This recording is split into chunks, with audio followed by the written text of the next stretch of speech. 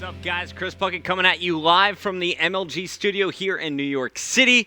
It has been a crazy busy day here in the MLG offices, and I've seen all kinds of activity on Twitter today following the official announcement of the Call of Duty $1 million World Championship Tournament, which will be going down in LA March 28th through the 30th. Now, guys, I got on Reddit early this morning, and I let you know we're going to do somewhat of an AMA. Went through all of your questions, and I took out the most popular ones.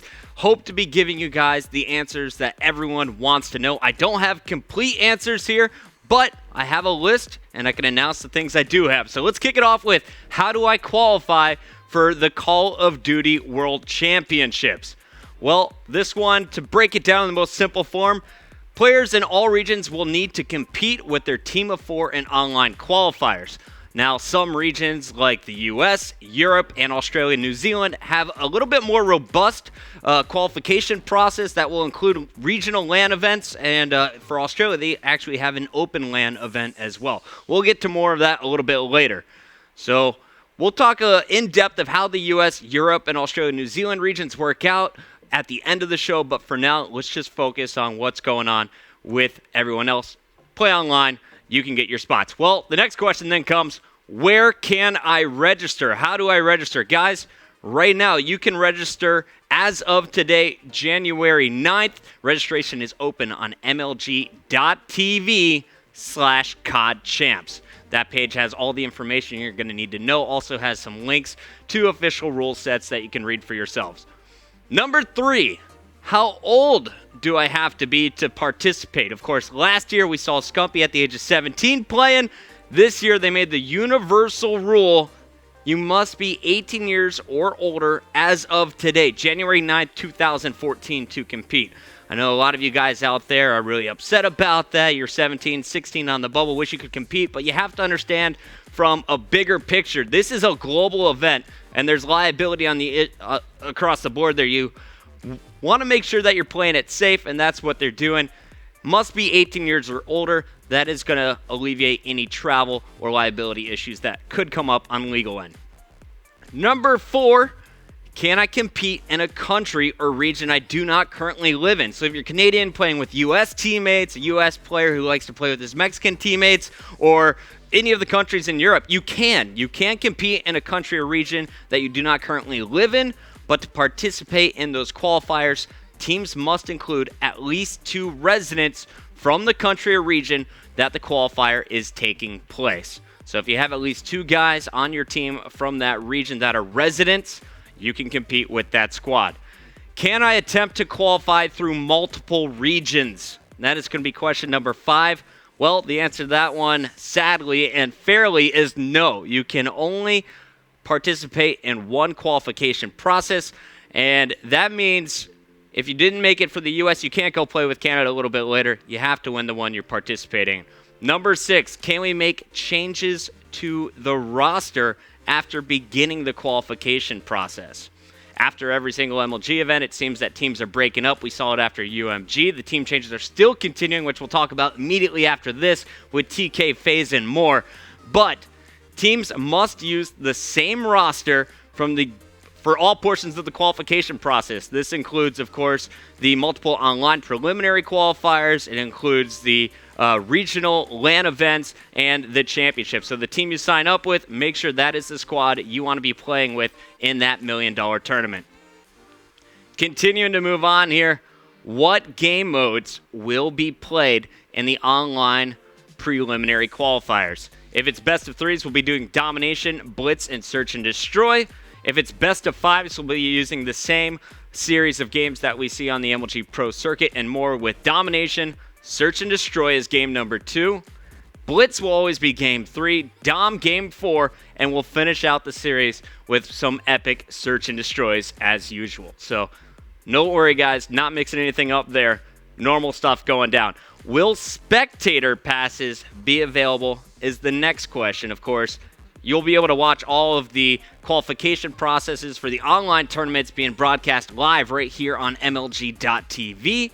But if you're looking to watch the regional LAN events, and you don't want to see it just online, you want to get there in person. For the MLG side of things over here in the U.S., you can go down to Florida and watch the tournament yourself. Yet to confirm this with Gfinity and ACL Pro to see what's going on for the European and the Australian qualifiers. I would assume so, but for now, we're going to leave that one unanswered. Also, everyone, of course, is going to want to know about the big finale, the championship, the World Championships. Activision is still evaluating options, whether or not to allow it. Hopefully, they will allow some spectators. It was a fantastic experience last year, but I love the roar that we get at an MLG event when we see a huge play. I'm hoping spectators are in the venue, and if you guys want to be able to attend this, make sure you're letting Activision know. They're listening to you guys on Twitter. Hit up the guys at Infinity Ward as well. Our next question here is a question from, obviously, a fan of the North American teams. He asks, why don't teams like Complexity, TK, Optic, Curse Las Vegas, Envy, and more get automatic invites to the CoD Championships?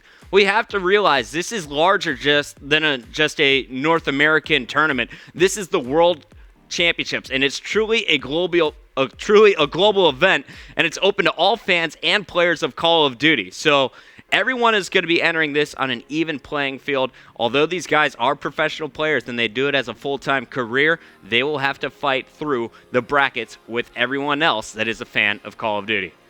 Let's keep the questions going. Next one here. How will you address the problem of host booters and DDoSing? Now, this has been a really difficult situation. It's always unfortunate when this stuff happens, but sadly, it is not something we have complete control of, and ultimately it's going to be up to the players to protect themselves. We will be, of course, admitting all of the matches that we can. We'll be taking care of as many issues as they are arising, but ultimately it's going to be up to the players to protect themselves. So I highly suggest if you have a VPN, if you are able to go somewhere with a very secure network to play your matches, it's $1 million on the line. That's how I would be treating it. We saw Walshy, for example, back in the day, go to a LAN center to finish out his tournament online to reach his qualifications for a different tournament. MLG will be releasing some information, though, so a helpful guide for all of you guys who want to protect your system. It will have some of the best practices to keep you safe from any outside interference. Next question here. What consoles will be using for the qualification process? Of course, most of these answers, if not all of them, are coming from our announcement earlier today and the rules section. But Xbox 360 is going to be the console of choice for the online qualifiers. You know, there's a lot of Xbox Ones out there, but not everyone has one yet. So they're starting it off on the Xbox 360, which I thought is really cool, throwing a bone to the community, not forcing you to go get that Xbox One right away. But the regional finals and the championship event will be running on the Xbox One. So you're going to want to make that transition. Make sure you're practicing, preparing for the Xbox One controllers at those major events. Next question, another one coming from a United States fan. It's asking, why only 8 teams from the U.S.? And this, guys, I understand it. I get your arguments. The top 5 teams last year at CoD Champs were all from the U.S., but you have to keep in mind that this is, once again, a global tournament, and everyone needs an even playing field. So there are countries on 6 different continents with players qualifying to compete at this World Championships. It will be a truly global event, but as a United States citizen and as a player here in the U.S., you have to appreciate the fact that the U.S. is given 8 spots for that World Championship. That is the most out of any country, any region. So, for example, the UK and Ireland, they're given 4 spots. I believe they're the second highest. U.S. is double that at 8 seeds in that World Championship.